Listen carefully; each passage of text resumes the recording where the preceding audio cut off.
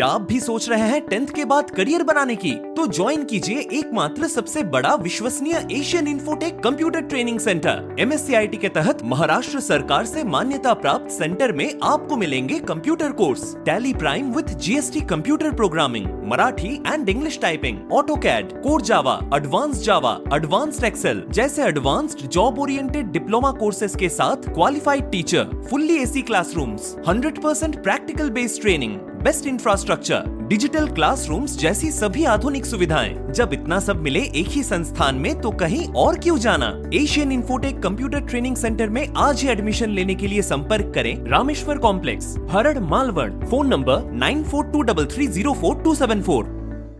लोकसभेच्या निवडणुकीच्या काळात इंडी ब्लॉक असो किंवा महाविकास आघाडीचे सगळ्याच नेते मंडळींनी ओरड घातली, अपप्रचार केला की संविधान धोक्यामध्ये आहे, भीती बसवली। पण आजच सकाळी वाचण्यात आलेलं आहे की उभाटाचे खासदार संजय जाधवजींनी खुल्या मनाने स्वीकारलेलं आहे की मला मराठा आणि दलित मतांपेक्षा मुस्लिम मतांमुळे आम्ही निवडून आलेलो आहे। मला प्रश्न असा उभाटाच्या प्रमुखांना विचारायचा आहे की तुम्ही संविधान वाचवण्यासाठी तुम्ही लढलात की देशामध्ये आणि महाराष्ट्रामध्ये शरिया कायदा लागू करण्यासाठी लढलात? कारण का तुमच्या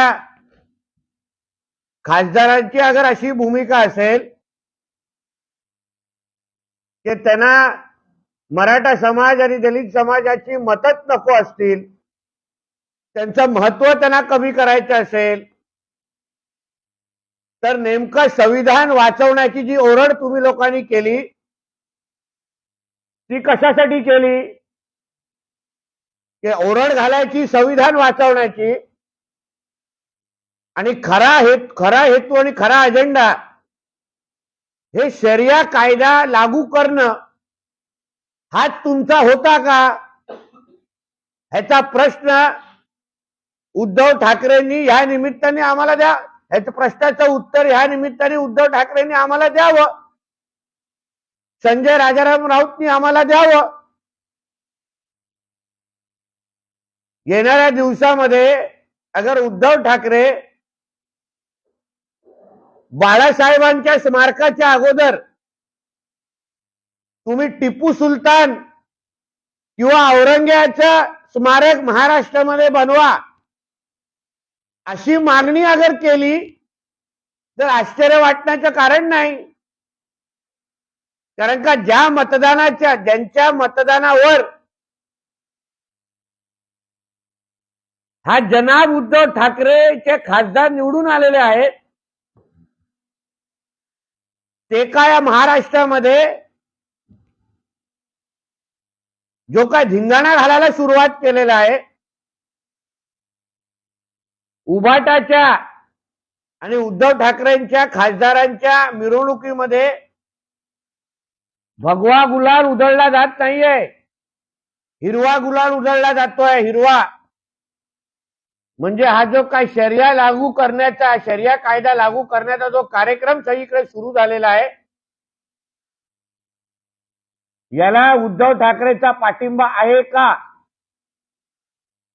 93च्या दंगलीनंतर मुंबईतल्या हिंदू हृदय सम्राट बाळासाहेबांनी वाचवलं,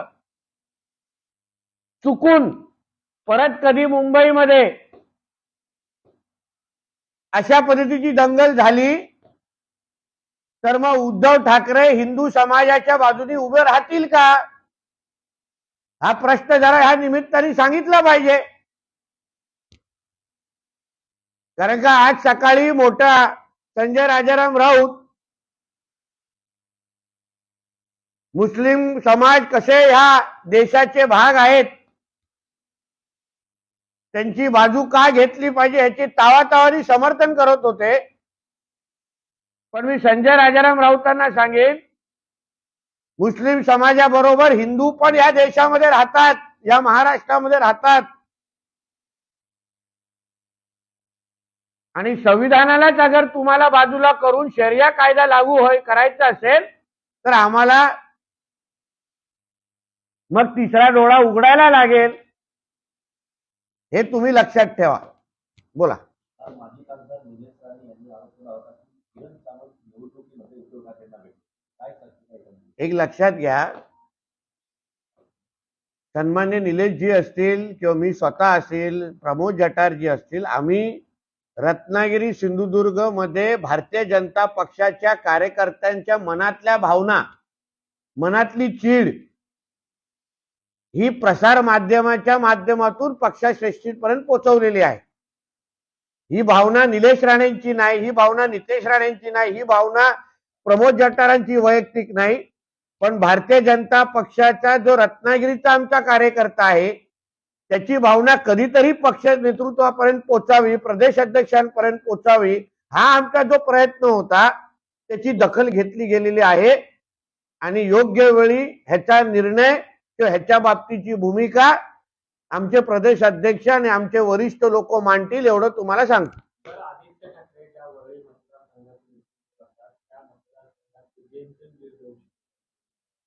आदित्य ठाकरेंनी नवीन मतदारसंघाची शोध सुरू केलेला आहे. त्या मतदारसंघाचे 3 पर्याय त्यांच्या समोर आहे. एक तर अणुशक्ती नगर, दुसरा मुंबादेवी आणि तिसरा मुंब्रा. जसं राहुल गांधी पराभूत झाल्यानंतर वायनाडच्या शोधात निघालेले, तसंच आता आदित्य ठाकरेंनी महाराष्ट्रातला आपला वायनाड शोधायला सुरू केलेला आहे. आणि त्याच्या समोर हे 3 पर्याय आहेत. आदित्य ठाकरे वरली लढवणार नाही, तोंडावर आपटलेला आहे. म्हणजे राज्यभरामध्ये जाऊन मोठी मोठी भाषणं करायची आणि स्वतःच्या बुडाखाली आग लागली, स्वतःच्या मतदारांना वाऱ्यावर सोडायचं. म्हणून हे 3 मतदारसंघ आता मातोश्रीच्या नजरेसमोर आहे, जिथे आदित्य ठाकरेला लढवण्याचा यांचा प्रयत्न आहे. म्हणजे भारतीय जनता पक्ष आणि महायुतीवर टीका करण्या अगोदर संजय राजाराम राऊत आणि उद्धव ठाकरेंनी पहिला आदित्य ठाकरेला वरलीमध्ये निवडून आणायचं मी चॅलेंज करतो. खरंच बाळासाहेबांचा नातू असेल ना तर तो निवडून उभा राहील वरलीमध्ये आणि निवडून येईल, मी चॅलेंज करतो त्याला.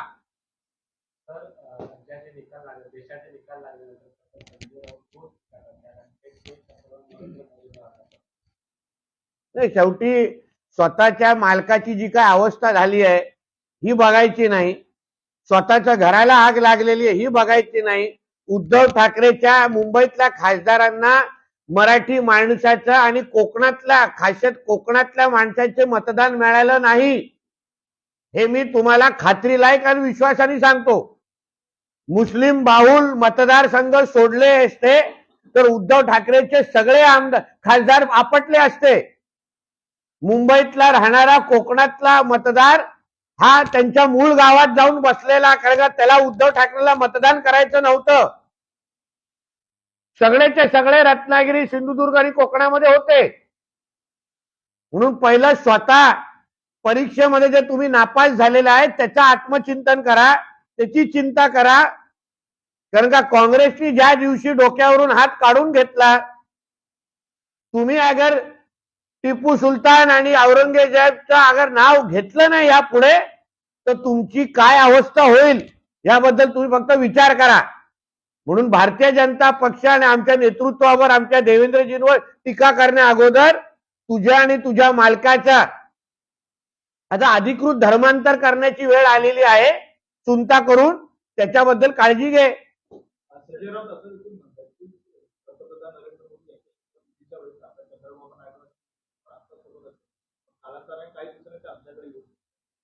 तू नितीश कुमार आणि चंद्रबाबू नायडूंची चिंता करायची सोड. पहिलं काँग्रेस आणि काँग्रेस आणि शरद पवार गट हे तुम्हाला किती दिवस बरोबर ठेवतील. कारण का आता उबाटा हे काँग्रेसची टेस्ट ट्यूब बेबी झालेली आहे. काँग्रेसच्या शिवाय उबाटा जिवंत पण राहू शकत नाही महाराष्ट्रामध्ये, अशी अवस्था आहे. म्हणून चंद्रबाबू नायडू आणि नितीश कुमारजींची चिंता सोड. ते काय मोदीजींची साथ सोडत नाही. फक्त तुला काँग्रेस जण किती महिने तुम्हाला कमरेवर घेऊन फिरवतात ह्याची चिंता कर. लोकसभेमध्ये तुमचं प्रामाणिकपणे काम केलंय, त्यामुळे आम्हाला कोणाची सर्टिफिकेटची आवश्यकता नाही. आम्हाला उदय सामंतांबद्दल काही तक्रार नाही. उदय सामंतांनी काय काम केलं हे मी स्वतःच्या नजरेने पाहिलेलं आहे. म्हणून त्यांच्याबद्दल आमची काही तक्रार नाही. ज्यांच्याबद्दल तक्रार आहे त्यांच्याबद्दल आमच्याकडे पुरावे आहेत आणि ते पुरावे आम्ही पक्षश्रेष्ठींकडे पाठवलेले आहेत. आता योग्य वेळी त्याच्याबद्दलची चर्चा करू. भरतसिंग गोगावले आमदार जे महाराष्ट्र त्यांनी पण एकनाथ शिंदेमुळे नारायण राणेंना लोकसभेची राणे बंधू सांभाळून बोला.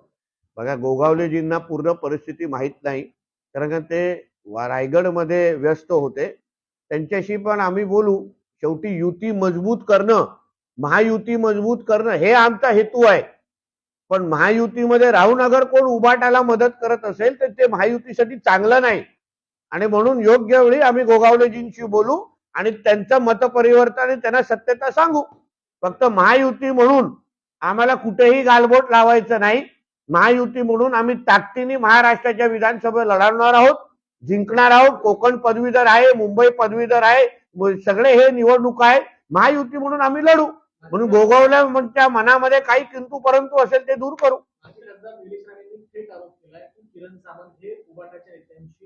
मी तुम्हाला परत सांगितलं, आम्हाला जे बोलायचं तो आम्ही बोललो. त्याची दखल पक्षश्रेष्ठींनी घेतलेली आहे.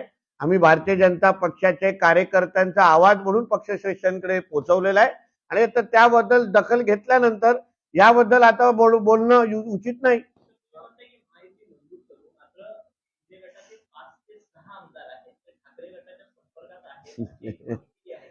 तुम्हाला काय म्हणजे त्याची पुरावा काय? अहो, ठाकरे गटातले उर्वरित आमदार आमच्या संपर्कात आहेत. त्यांना आता विधानसभे म्हणजे या अधिवेशनाच्या अगोदर कसे फटाके फुटतात ते बघा. कारण का त्यांना माहित आहे त्यांचा मूळ मतदारच हल्लेला आहे.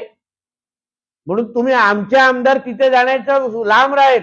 त्यांचे आमदार कसे आमच्या गाड्यामध्ये तुम्हाला लवकरच दिसतील ह्याबद्दल तुम्ही जरा विचार करा आणि ब्रेकिंग न्यूजची काळजी द्या.